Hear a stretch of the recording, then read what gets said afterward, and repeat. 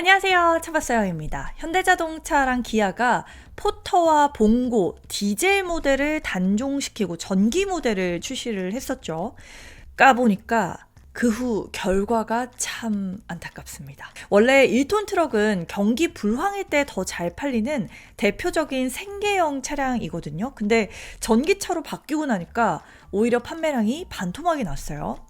불황이면 생계형 차가 더 잘 팔려야 정상이잖아요. 근데 이 포터, 봉고, 전기로 왜 이렇게 안 팔릴까요? 이게 단순히 전기차 전환 때문인지 아니면 뭔가 다른 문제가 있는 건지, 오늘은 1톤 트럭에서 디젤을 없앤 게 최악의 선택이었는지, 이게 지금 승용차, 전기차 시장 둔화랑 어떻게 연결되는지 같이 한번 이야기해 보려고 합니다. 자, 먼저 데이터를 볼게요. 2023년에 포터2 EV는요, 11,251대가 팔렸습니다. 전년 대비 56.4% 감소했고요.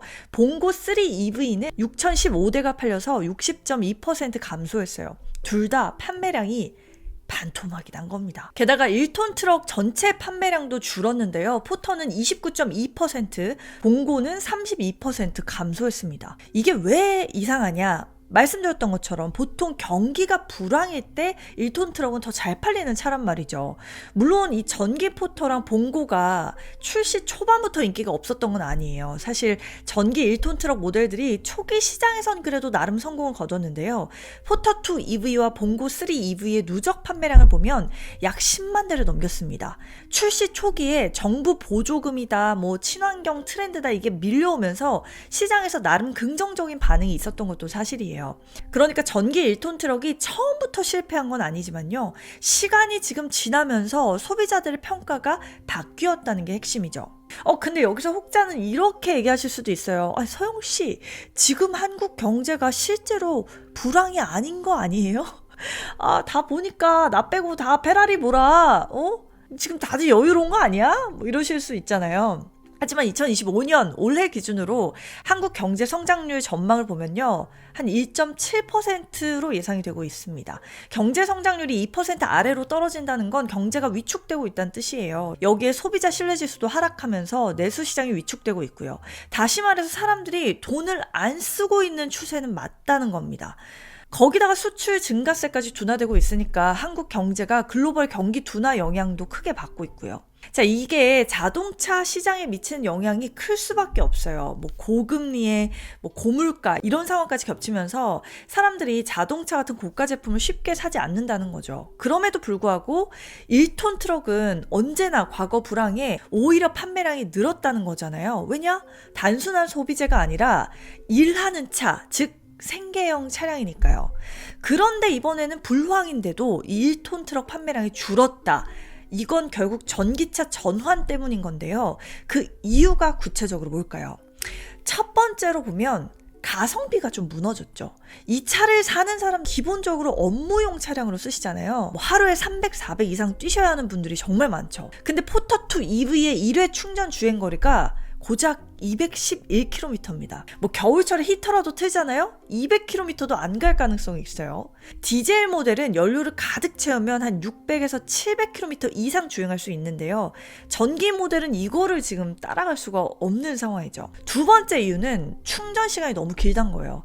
디젤 트럭 주유하면 5분 만에 다시 출발합니다. 근데 전기 트럭은 급속 충전을 해도 최소 3-40분, 여기에 완속 충전이라도 하면 몇 시간은 기본으로 걸립니다. 게다가 수도권에는 충전소가 몰려있지만요, 지방에서는 화물차 운전자들이 이용할 수 있는 충전소가 거의 현저히 부족하죠. 화물차 특성상 승용차보다 충전 시간은 더 오래 걸리고요, 충전소에서 대기하는 시간도 길어지잖아요. 운행 중에 충전이 필요해도 충전소 찾기가 어려워서 일정을 조정해야 하는 상황까지 발생하는 거예요. 세 번째 이유, 가격 경쟁력이 떨어졌죠. 포터2 EV의 기본 출고가가 4,315만 원이고요.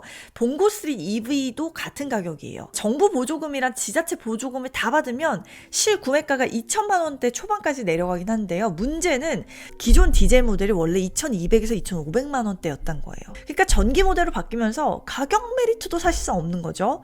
게다가 보조금은 점점 더 줄어들고 있는 추세입니다.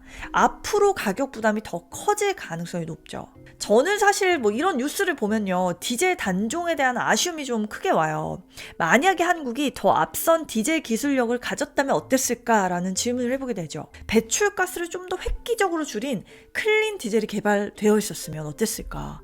디젤 하이브리드 같은 대안이 있었으면 그건 또 어땠을까? 그러면 시장에서 디젤이 이렇게 빨리 퇴출되지 않았을 가능성도 있지 않을까 싶은 거죠. 유럽에서는요, 뭐 유로 6, 유로 7 같은 최신 디젤 엔진들이 하이브리드보다도 연비가 더 좋고요. 배출가스를 획기적으로 줄였다는 평가를 받은 바 있기도 해요. 뭐 독일 BMW, 뭐 메르세데스 벤츠, 폭스바겐은 최신 디젤 엔진 기술을 적용하면서 여전히 디젤 모델을 일부 유지하고 있거든요. 디젤 하이브리드 같은 대안을 연구해서 배출가스를 줄이는 방법도 도입을 하고 있고요.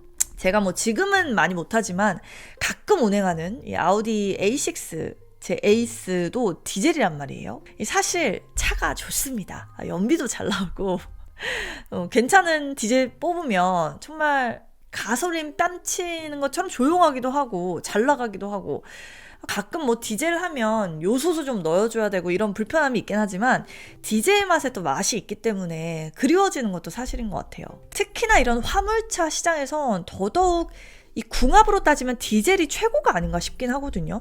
이 현대차가 포터와 봉고에서 바로 디젤을 빼버린 조치가 이런 의미에서 더 저는 아쉽게 느껴지는 것 같습니다. 실제로 어떤 분이 그러더라고요. 마치 이거는 화재 위험을 걱정해가지고 모든 중식당의 조리를 다 인덕션으로만 하도록 바꾼 거 아니냐.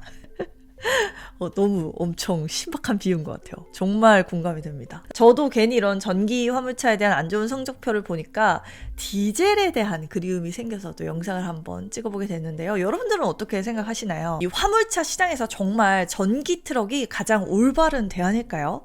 아니면 뭔가 점진적 전환이 필요했다고 생각을 하시나요? 과연 디젤은 무조건 퇴출될 필요가 있었을까요? 여러분들 댓글로 한번 의견 남겨주시면 저도 한번 참고해 보도록 하겠고요. 따끈따끈하고 재미난 자동차 소식과 이야기들 찾아오도록 하겠습니다. 다음 영상 기대해 주시고요. 차봤어요? 좋아요, 구독, 알림 설정 해주시는 거 잊지 마시고요. 저는 다음 영상에서 뵐게요. 빠이!